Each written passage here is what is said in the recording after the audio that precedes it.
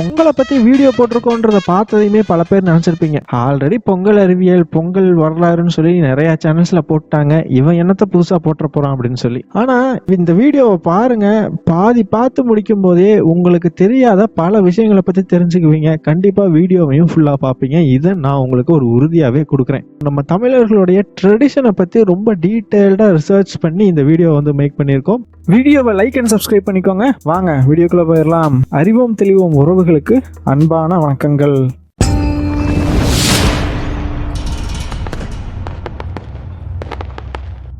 முதல் விஷயமா, பொங்கல் அப்படின்னு சொன்னதையுமே தை மாசத்துல இருந்து தான் வீடியோவை ஸ்டார்ட் பண்ணுவோம்னு நினைச்சிருப்பீங்க.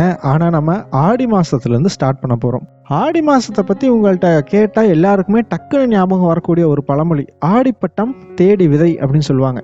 ஆனா எதனால ஆடிப்பட்டத்துல தேடி விதைக்க சொல்றாங்க அப்படின்னு சொல்லி காரணம் கேட்டா இங்க பல பேருக்கும் தெரியாது. ஸோ அதற்கான காரணம் என்ன அப்படின்னா, இந்த ஆடி மாசம் அப்படிங்கிறது இங்கிலீஷ் மந்த் கூட கம்பேர் பண்ணீங்கன்னா ஜூலைல இருந்து ஆகஸ்டுக்குள்ள இருக்கக்கூடிய மந்த் தான் ஆடி மாசம். ஓகேங்களா? தமிழ்ல இந்த மாசம் பாத்தீங்கன்னா சவுத் வெஸ்ட் மான்சூன், அதாவது தென்மேற்கு பருவமழை பெய்யக்கூடிய காலம். தென்மேற்கு பருவமழையில பாத்தீங்கன்னா தமிழ்நாட்டுக்கு பெரிய அளவுல மழை பெய்யாது. கேரளா மற்றும் இந்தியாவோட மற்ற பகுதிகளில் கடுமையா மழை பெய்யும். கேரளாவில் மழை பெய்யறதுனாலயே இந்த சீசன்ல மேற்கு தொடர்ச்சி மலைத்தொடர் இருக்கு பார்த்தீங்களா, அங்க இருக்கக்கூடிய எல்லா ஆறுகளோட சோர்ஸுமே வந்து ஃபில் ஆயிடும். நம்மளுடைய ஆறுகள் காவேரி ஆகட்டும், அமராவதி ஆகட்டும், இந்த மாதிரி எல்லா ஆறுகளுமே மேற்கு தொடர்ச்சி மலைத்தொடர்ல பெய்யக்கூடிய மழையை நம்பிதான் இருக்குதுன்றது நமக்கு நல்லா தெரியும். இந்த காலகட்டத்துல அணைகள் எல்லாம் நம்பும் தண்ணி வரும் ஆத்துல. சிம்பிளா சொல்லணும் அப்படின்னா, இப்ப எல்லாருக்கும் ஒரு டவுட் வரும், அப்படி தண்ணி வேணும் அப்படின்னா நவம்பர் டிசம்பர் மாசம், அதாவது தமிழ்ல ஐப்பசி கார்த்திகை மாதம் ரொம்ப அடைமழை பெய்யும், பயங்கரமா அடிச்சு ஊத்துன்னு சொல்லுவாங்க. அப்ப அந்த மாசத்துல விதைக்கலாம்ல, ஏன் கொண்டு போய் ஆடி மாசத்துல விதைக்கணும்? கம்மியா மழை பெய்யும் நீயே சொல்ற, அதுக்கு நம்ம அப்ப விதைக்கலாம்ல அப்படின்னு கேட்டீங்கன்னா, விதை விதைக்கும் போது நமக்கு கம்மியா தான் மழை பெய்யணும். அதிகமா மழை பெஞ்சதுன்னா விதை முளைக்காது. இது வந்து விவசாயிகளுக்கு நல்லா தெரியும். கூடவே விதை அடிச்சுட்டு போறதுக்கான வாய்ப்புகள் உண்டு, இத்து போறதுக்கான வாய்ப்புகள் உண்டு, பல விஷயங்கள் இதுல இருக்கு. ஸோ அதனாலதான் இந்த விதை விதைக்கிற சீசன் பாத்தீங்கன்னா பெருசா மழை பெய்யக்கூடாது, அதே சமயம் வறட்சியாகவும் போயிடக்கூடாது. அதற்கு சரியான மந்த் எதுனா ஆடி மாசம் தான். இங்கிலீஷ்ல ஜூலை டு ஆகஸ்ட். ஸோ அதனால இந்த மாசத்தை செலக்ட் பண்ணியிருக்காங்க. ஒருவேளை மழையே பெய்யலை அப்படின்னா கூட ஆடி மாசத்துல கேரளாவில் மழை பெய்யறதுனால தமிழ்நாட்டோட ஆறுகள்ல தண்ணி வரும். ஸோ நீங்க நியூஸ்ல எல்லாம் கேள்விப்பட்டிருப்பீங்க, முதலமைச்சர் அணையை திறந்து வைத்தார் ஆடிப்பெருக்குக்காக அப்படின்னு சொல்லி. ஸோ இந்த ஆடிப்பெருக்குன்னு சொல்லி ஒரு விழா கொண்டாடுறோம் இல்லையா, அது எதுக்காக அப்படின்னா ஆத்துல வர்ற தண்ணியே கும்பிடுவாங்க அந்த மாசத்துல. அதோட ட்ரெடிஷன் என்ன அப்படின்னா, நான் இப்படி விதை போட்டிருக்கேன், இந்த ஆத்துல தண்ணி இப்படியே வந்துகிட்டு இருந்ததுனா தான் எனக்கு வெள்ளாமை நல்லா வரும் அப்படிங்கிற ஒரு காரணம் தான் இந்த ஆடிப்பெருக்கு கும்பிடுற காரணம். இது வந்து ஒரு ட்ரெடிஷனாவே மாறி போய் இன்னைக்கு வரைக்கும் எல்லா அரசுகளுமே இந்த ஆடிப்பெருக்கு வரும்போது அதுக்குன்னே தண்ணியை டேம்ல ஸ்டோர் பண்ணி வச்சு திறந்து விடுவாங்க அப்படிங்கிறத தெரிஞ்சுக்கோங்க. தெரியாதவங்க போய் பார்த்துக்கோங்க. அடுத்ததா பாத்தீங்கன்னா ஆடி மாசம் இன்னொரு விஷயத்துக்கும் ஃபேமஸ். எந்த ஒரு சுப நிகழ்ச்சிகளும் நடத்தக்கூடாதுன்னு சொல்லுவாங்க. எந்த ஒரு திருமணமோ எந்த ஒரு நல்ல காரியமுமே ஆடி மாசத்துல நடத்தவே கூடாது அப்படிங்கிற ஒரு பழக்கம் நமக்கு காலங்காலமா இருந்துட்டு வருது. ஸோ இதுக்கான காரணம் என்னன்னு வீட்டில் கேட்டோம் அப்படின்னா, அது பழக்கம்ப்பா, நடத்தக்கூடாதுன்னு சொல்லுவாங்க, நடத்தக்கூடாது சம்பிரதாயம் அப்படிங்கிற மாதிரி சொல்லுவாங்க. ஆனா இதோட ஆக்சுவல் ரீசன் என்னன்னா, நான் முன்னாடியே சொன்ன மாதிரி ஆடி மாசம் அப்படிங்கிறது விதை விதைக்கக்கூடிய மாதம். ஸோ இன்னைக்கு வந்து நிறைய பேர் தொழிற்சாலைகள் வந்துருச்சு, ஐடி கம்பெனிஸ் வந்துருச்சு, வேலைக்கு போறீங்க. பெரிய அளவுல விவசாயம் அப்படிங்கிறது இல்லை. விவசாய நிலங்கள்ல வேலை செய்வதற்கு ஆட்களுக்கு போட்டி இல்லை. ஆனா அந்த காலகட்டம்னா ஒரு 2000-3000 வருடங்களுக்கு முன்னாடி கம்ப்ளீட்டா விவசாய நிலம் தான். ஈவன் 1000 வருஷத்துக்கு முன்னாடி கூட கம்ப்ளீட்டாவே விவசாய நிலம் தான். அப்படி இருக்கும்போது எல்லோருமே விவசாயத்தை நம்பிதான் இருந்தாங்க. எல்லோர்கிட்டையும் ஓரளவுக்கு நிலம் இருந்தது. அந்த நிலத்துல வேலை செய்வதற்கு ஆட்களுக்கு பற்றாக்குறை இருந்தது. அந்த ஆட்களை வந்து வேலைக்கு வந்து பிடிச்சி கரெக்டா இந்த ஆடி மாசத்துக்குள்ள விதைச்சு முடிக்கணும். அப்படி இல்லை அப்படின்னா நீங்க பருவத்தை மிஸ் பண்ணிட்டீங்க அப்படின்னு அர்த்தம். உங்களுக்கு வெள்ளாமை நல்லா வராது. ஸோ இதனால அந்த காலகட்டத்துல எல்லாம் சேர்ந்து ஒரு முடிவு எடுக்கிறாங்க. இப்படி ஆடி மாசம் எதனா நல்ல காரியம் நடத்தணும் அப்படின்னா எல்லாரும் அந்த நல்ல காரியத்துக்கு போயிடுவாங்க. அப்படி போயிட்டாங்க அப்படின்னா நம்மளால விவசாயத்துக்கு ஆட்களை பிடிக்க முடியாது, கஷ்டமாயிரும். ஸோ இந்த ஒரு மாசம் மட்டும் எந்த நல்ல காரியங்களும் நடத்த வேண்டாம், எல்லாரும் விவசாய வேலையை மட்டும் பார்க்கலாம் அப்படின்னு சொல்லி கூடி முடிவு பண்ணதுதான் இந்த ஆடி மாசத்துல எந்த ஒரு ஃபெஸ்டிவலுமே பண்ண மாட்டாங்க. இன்னொரு மாசத்துலயுமே எந்த ஃபெஸ்டிவலும் பண்ண மாட்டாங்க. அதை பத்தி நான் பின்னாடி சொல்றேன். ஆடி மாசம் என்னதான் எந்த ஒரு விழாக்களும் நடத்தல அப்படின்னாலும் மாரியம்மனுக்கு ரொம்பவே உகந்த மாசம் ஆடி மாசம் தான். ஸோ ஆடி வெள்ளிக்கிழமை கூழ் ஊத்துவாங்க மிகப்பெரிய மாரியம்மன் கோயில்ல. எல்லா கிராமங்கள்லயும் போய் பார்த்தீங்கன்னா கண்டிப்பா ஏதோ ஒரு மாரியம்மன் கோயில் அப்படிங்கிறது இருக்கும். ஸோ இதற்கு காரணம் என்ன அப்படின்னா, அந்த காலகட்டங்களில் இருந்த மக்கள் மழை தவறிடக்கூடாது, பருவமழை ஒழுங்கா பெய்யணும் அப்படிங்கிறதுக்காக வேண்டிக்கிட்ட ஒரு கடவுள் தான் மாரியம்மன். ஸோ மாரி அப்படின்னா மழை அப்படின்னு அர்த்தம். மழையை கொடுக்கக்கூடிய அம்மன் அப்படின்னு சொல்லி அந்த காலத்துல ஒரு நம்பிக்கை. ஸோ அந்த நம்பிக்கையினால பார்த்தீங்கன்னா இந்த சீசன் வரும்போது விதை விதைச்சிட்டு மாரியம்மனை போய் கும்பிடுவாங்க. இந்த மாதிரி எனக்கு இந்த பருவம் தவறிடக்கூடாது, பருவத்தில் கரெக்டாக மழை பெய்யணும், எனக்கு வெள்ளாமை நல்லா வரணும் அப்படின்னு சொல்லி அப்படி உருவானது தான் ஆடி மாதம் மாரியம்மனுக்கு ஃபேமஸ் ஆனது. ஓகேங்களா? அதே மாதிரி இங்கே மாரியம்மனுக்கு கூழ் ஊற்றுவாங்க. ஸோ கூழ் ஊற்றுறதுங்கிறது எல்லாமே பார்த்தீங்கன்னா இந்த விவசாய நிலங்களில் வேலை செய்யக்கூடிய மக்களுக்கு உணவாக தான் கூழ் அப்படிங்கிறது ஊற்றப்பட்டது. அது அப்படியே ஒரு ட்ரெடிஷனாக மாறி இன்னைக்கு நம்ம கூடயே வந்துருச்சு அப்படிங்கிறத தெரிஞ்சுக்கோங்க. ஃபைனலாக இந்த எல்லா விஷயத்தையும் பார்த்துட்டு ஆடி ஆஃபர் அப்படிங்கிற விஷயத்த பார்க்காம போனால் நல்லா இருக்குமா? ஸோ என்னதான் விசேஷம்லாம் நடக்காது அப்படின்னாலும் ஆடி மாதம் பயங்கரமாக ஆஃபர் கொடுப்பாங்க.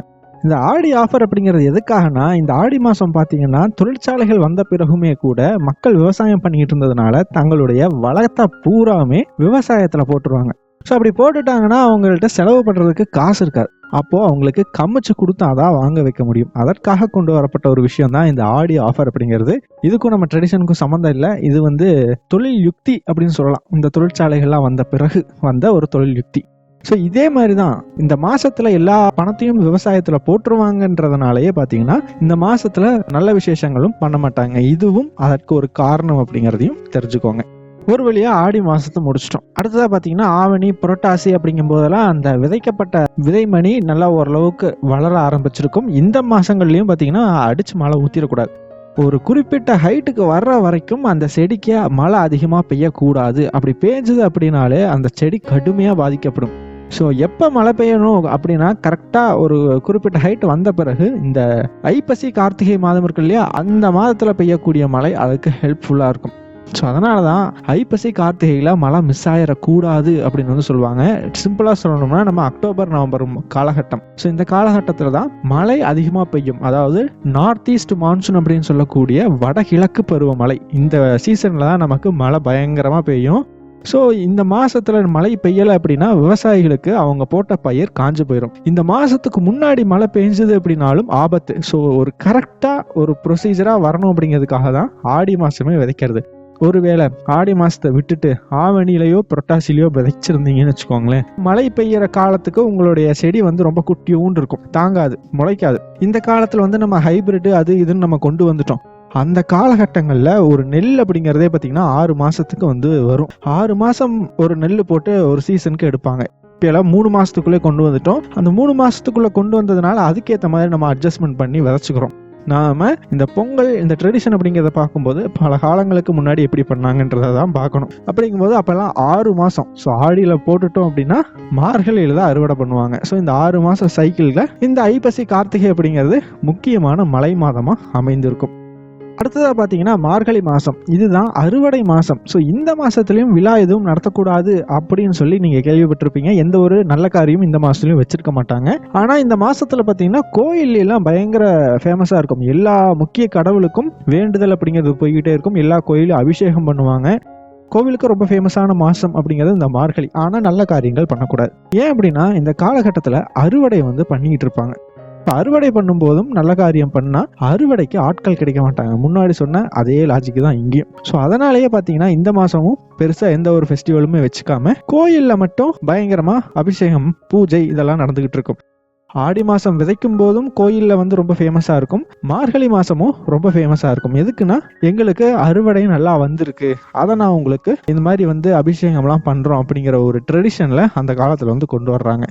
ஸோ இப்படி தான் மார்கழி மாதம் பார்த்தீங்கன்னா எந்த ஒரு ஃபெஸ்டிவலும் இல்லாமல் கோயிலுக்கு மட்டும் ரொம்ப ஃபேமஸாக மாறுச்சு அப்படின்றத தெரிஞ்சுக்கோங்க. இந்த மார்கழி மாதத்தோட கடைசி நாள் பார்த்தீங்கன்னா போகி பண்டிகை அப்படின்னு சொல்லி கொண்டாடுவோம். ஸோ இந்த போகி பண்டிகையிலேருந்து தான் பொங்கலே ஸ்டார்ட் ஆகும். ஸோ இந்த போகி பண்டிகை எதுக்காக கொண்டாடப்படுது? பழையன கழிந்து புதியன புகுதல் அப்படின்னு சொல்லுவாங்க. ஸோ வீட்டையெல்லாம் பயங்கரமாக க்ளீன் பண்ணி இந்த சுண்ணாம்பெல்லாம் பூசுவாங்க இந்த டைமில் தான். ஆனால் இப்போ அதெல்லாம் மாறி போய் நம்மலாம் வீட்டை க்ளீன் பண்ணுறத முன்னாடியே பண்ணிடுறோம். ஜனவரி மாதம் ஆரம்பிக்கும் போதே சில பேர் பண்ணி முடிச்சிருவாங்க. ஸோ இது எதுக்காக போகி பண்டிகை அன்னைக்கு கிளீன் பண்ணி சுண்ணாம்பெல்லாம் அடிச்சு ரெடி பண்றாங்கன்னா, அறுவடை பண்ண புது நெல்மணிகளை வீட்டுக்கு கொண்டு வர போறாங்க. ஸோ அதுக்காக தான். வீட்டுக்கு அது வருதுன்னா புதுசா வீட்டுக்கு செல்வம் வருது அப்படின்னு அர்த்தம். ஸோ அதனால புதுசா வாங்கக்கூடிய பல பொருட்களை வாங்குவாங்க. அந்த காலத்துல நெல் வீட்டுக்கு அறுவடை பண்ணி கொண்டு வந்தா அது ஒரு ஃபெஸ்டிவல் மாதிரி. ஏன்னா நம்ம இன்னைக்கு வருமானம் அப்படிங்கிறது மாசமானா வாங்கிடுறோம். ஆனா அந்த காலகட்டத்துல எல்லாம் பாத்தீங்கன்னா இந்த மாதிரி ஒரு போகம் போட்டு எடுத்து முடிச்சாதான் வருமானம். ஸோ அந்த வருமானம் வரக்கூடிய மாதம். ஸோ அதனாலேயே பார்த்தீங்கன்னா எல்லாம் ரொம்ப குஷியாக இருப்பாங்க. முக்கியமாக இந்த நெல்லை கொண்டு வர்றாங்க இல்லையா, புது நெல், அதோட அந்த ஸ்டோரேஜை பார்த்தீங்கன்னா க்ளீன் பண்ணி வைக்கணும். அங்கே எதுனா பழைய பூச்சிகள் இருக்கலாம். இந்த நெல்லிலாம் பார்த்தீங்கன்னா வீவில்ஸ்ன்னு வரும், சின்ன சின்ன செல்லு பூச்சின்னு சொல்லுவாங்க, அதெல்லாம் இருக்கலாம். அதெல்லாம் பார்த்து க்ளீன் பண்ணி அந்த நெல் ஸ்டோரேஜ் பண்ணி வைக்கக்கூடிய ஏரியாவையெல்லாம் சுத்தம் பண்ணுற ஒரு பண்டிகையாக தான் இந்த போகி பண்டிகை அப்படிங்கிறத நம்ம பார்க்கணும். ஸோ அங்கே வந்து அப்புறம் புது நெல்லையெல்லாம் ஸ்டோர் பண்ணி வச்சிருவாங்க. ஒரு வழியா தை 1ஆம் தேதிக்கு வந்தாச்சு. தை 1ஆம் தேதி என்ன பொங்கல் கொண்டாடுறோம் அப்படின்னு கேட்டா எல்லாருமே டக்குன்னு சொல்லிடுவாங்க, சூரியனுக்கான பொங்கல். எங்க ஊர்ல எல்லாம் பாத்தீங்கன்னா வீட்டு பொங்கல் அப்படிங்கிற பேர்ல கொண்டாடுவாங்க. ஆனா ஃபைனலா படைக்கிறது சூரியனுக்கு தான் படைப்பாங்க. ஸோ ஏன்பா சூரியனுக்கு முதல் மரியாதை கொடுக்கப்படுது அப்படின்னு கேட்டா பாதி பேர்த்துக்கு பதில் தெரியாது. ஸோ எதுக்காக ஆடி மாசம் பார்த்தீங்கன்னா மாரியம்மனை ரொம்ப ஃபேமஸாக கும்பிடுவாங்க. குறிப்பாக மழை நீர் இந்த மாதிரி விஷயங்கள் ரொம்ப ஃபேமஸாக கும்பிடுறவங்க. ஒரு செடி முளைச்சு அறுவடை பண்ணதுக்கு அப்புறமா சூரியனுக்கு இவ்வளோ பெரிய மரியாதை கொடுக்கறதுக்கான காரணம் என்னன்னு யோசிச்சிருக்கீங்களா? ஸோ அந்த காலத்தில் தமிழர்கள் வந்து ஒரு விஷயம் நல்லா தெரிஞ்சு வச்சிருந்தாங்க. விதைக்கும் போது நம்ம அதை முளைக்கிறதுக்கு மழை தேவை. அதனால தான் ஆடி மாதம் மாரியம்மனை கும்பிடுறாங்க. அதுவே அது நல்லா முளைச்சு வந்து அதுல மறுபடியும் இப்போ ஒரு உதாரணத்துக்கு நெல் அப்படின்னா நெல்மணி வரணும், பால் கட்டணும் அப்படின்னா அதுக்கு சூரியன் தேவை அப்படிங்கிறத ரொம்பவே தெளிவா உணர்ந்து வச்சிருந்தாங்க. சூரியன் இல்லாம ஒருவேளை பால் கட்டுற சமயங்கள்ல மழை பெஞ்சது அப்படின்னா நமக்கு ஒழுங்கா ஈல்டு வந்து வராது. ஸோ பால் கட்டுறதுனா ஒன்றும் இல்லை, நம்ம சின்ன வயசு சயின்ஸ் புக்ல எல்லாம் படிச்சிருப்பீங்க இல்லையா, குளோரோஃபில் பிளஸ் சன்லைட் ரெண்டும் சேர்ந்ததுன்னா ஒரு செடி வந்து உணவு தயாரிக்கும், அது ரெண்டையும் வச்சுதான் அப்படின்னு சொல்லி. ஸோ அந்த உணவு செடி மட்டும் தயாரிச்சுக்காது, நமக்கும் அது மூலமா தான் செடி வந்து உணவு தயாரிக்கும். அப்படி தயாரிக்கும் போது ஒரு பால் மாதிரி சுரக்கும். அந்த பால் ஓவர் த டைம்ல கெட்டி ஆச்சு அப்படின்னா அதுதான் நெல்மணி. ஸோ இந்த பால் கட்டுற டைம்ல வந்து நெல் வயலுக்கிட்ட போட்டீங்கன்னா அதுவே தனியாக ஒரு ஸ்மெல் வரும், சூப்பராக வரும். விவசாயம் பண்றவங்களுக்கு நல்லா தெரியும். இந்த ப்ராசஸ்க்கு கம்ப்ளீட்டா ரொம்ப முக்கியமான தேவை சூரியன். சூரியன் இல்லைன்னா இந்த ப்ராசஸே நடக்காது. அதை தெரிஞ்சுக்கிட்டதுனால தான் ஒன்ஸ் நல்லா நெல் கட்டி அறுவடையெல்லாம் பண்ணி எடுத்துட்டாங்க அப்படின்னா முதல் மரியாதையா சூரியனுக்கு பொங்கல் வச்சு படைக்கிறாங்க அப்படிங்கிறத தெரிஞ்சுக்கோங்க. இது மட்டும் கிடையாது, இன்னொரு காரணமும் சொல்லப்படுது. அது என்னன்னா, இந்த சூரியன் பாத்தீங்கன்னா வடக்கு திசை நோக்கி நகரக்கூடிய மாதம் தை மாதம். அதாவது டிராபிக் ஆஃப் கேப்ரிகான் அப்படின்னு சொல்லக்கூடிய தென்மேற்கு பக்கம் ரொம்ப சதர்ன் மோஸ்ட் பாயிண்ட்ல வந்து சூரியன் இருக்குமா. அங்கிருந்து இப்பதான் இந்தியாவை நோக்கிய பயணத்தை, வடக்கு பக்கம் நோக்கிய பயணத்தை சூரியன் ஆரம்பிக்கும் அப்படிங்கறதுனாலையும் சூரியனுக்கு மரியாதை கொடுக்கப்படுறதா சொல்லப்படுது. ஆனா இது எனக்கு வந்து பெருசா செட் ஆன மாதிரி தோணல. ஸோ அடுத்ததா பார்த்தீங்க அப்படின்னா 2வது நாள் மாட்டு பொங்கல். சொல்லவே வேண்டாம், காளை மாட்டுக்கு ரொம்பவே ஸ்பெஷல். மாடுன்னதையும் நம்ம உடனே பசு அப்படிங்கிற மாதிரி போயிடக்கூடாது. காளை மாடு தான் பார்த்தீங்கன்னா அந்த காலத்தில் உழவோட்டுறதுக்கு மிக உதவியா இருந்தது இல்லையா. அதனால 2வது முக்கிய மரியாதை காளை மாட்டுக்கு கொடுக்கப்படுது. ஜல்லிக்கட்டு பார்த்தீங்கன்னா மனிதர்களுக்கும் காளை மாடுகளுக்கும் உண்டான ஒரு உறவு முறை அப்படிங்கிறத சொல்ற மாதிரியும் நடத்தப்படுது. கூடவே இந்த ஜல்லிக்கட்டுல ஜெயிக்கக்கூடிய மாடுகள் பாத்தீங்கன்னா ரொம்ப வலுவான காளைகள். ஸோ வலுவான காளை அப்படின்னா விவசாயத்துக்கு உகந்தது அப்படிங்கிற மாதிரியாகவும் அந்த காலத்துல. ஃபைனலா பாத்தீங்கன்னா காணும் பொங்கல். ஸோ இந்த முதல்ல 2 வந்த பொங்கலை கூட, அந்த சூரியன் பொங்கலையும் மாட்டு பொங்கலையும் கூட பல பேர் என்னன்னு பேசிக்கா தெரிஞ்சு வச்சிருப்பாங்க. ஆனா இந்த காணும் பொங்கல்னா என்னன்னு போய் கேட்டா பல பேருக்கு அப்படின்னா என்னன்னு கூட தெரியாது.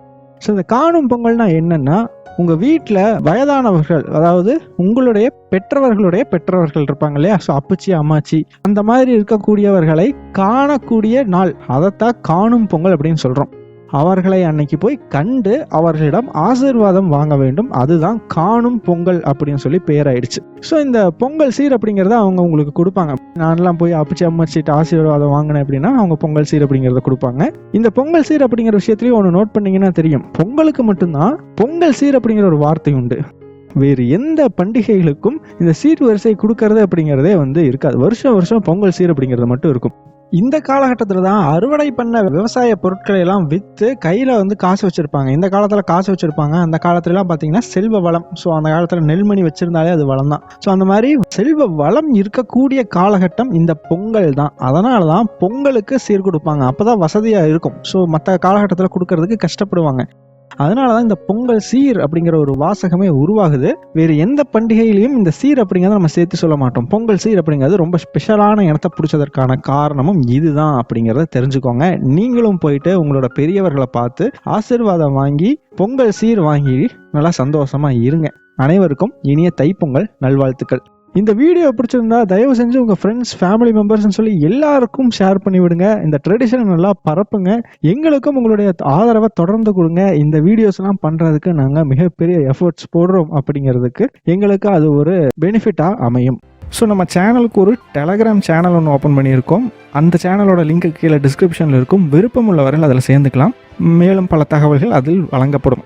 இந்த வீடியோ ஃபுல்லாக பார்த்துருக்கீங்க. உங்களுக்கு பிடிச்சிருந்துச்சு அப்படின்னா லைக் பட்டனை தட்டிக்கோங்க, சப்ஸ்கிரைப் பட்டனை தட்டி விட்டுருங்க. ரொம்ப பிடிச்சிருந்ததுன்னா ஜாயின் பட்டன் இருக்குது, அதை கொடுத்து எங்களோட சேனலில் மெம்பராக ஜாயின் பண்ணிக்கோங்க. கண்டிப்பாக உங்கள் ஃப்ரெண்ட்ஸ்க்கு ஷேர் பண்ணி விடுங்க. உங்களோட கருத்துக்களை கமெண்ட்ஸில் சொல்லிட்டு போங்க. அதே மாதிரி நாங்கள் ஃபேஸ்புக், இன்ஸ்டாகிராம், ட்விட்டர்னு எல்லா சோஷியல் மீடியாவிலையும் இருக்கும். அங்கேயும் எங்களை ஃபாலோ பண்ணிக்கோங்க. எங்களோட மெயில் ஐடி லிங்க் டிஸ்கிரிப்ஷனில் இருக்கும். அதே மாதிரி அபவுட் பேஜ்லையும் இருக்கும். ஏதாச்சும் குவரிஸ் இருந்துச்சுன்னா எங்கள் மெயில் ஐடிக்கு கான்டாக்ட் பண்ணலாம். நன்றி.